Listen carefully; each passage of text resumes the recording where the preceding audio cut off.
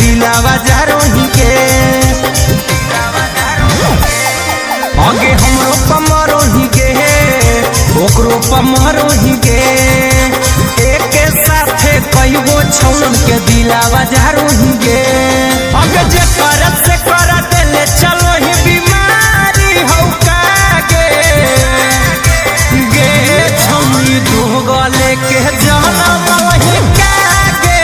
गे छौनी दो गले के जनम वही कागे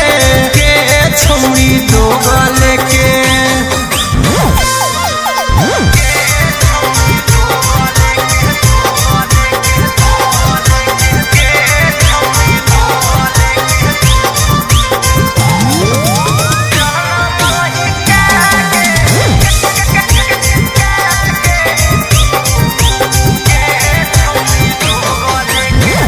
रखे बच्चा के अभी हही कुंवर के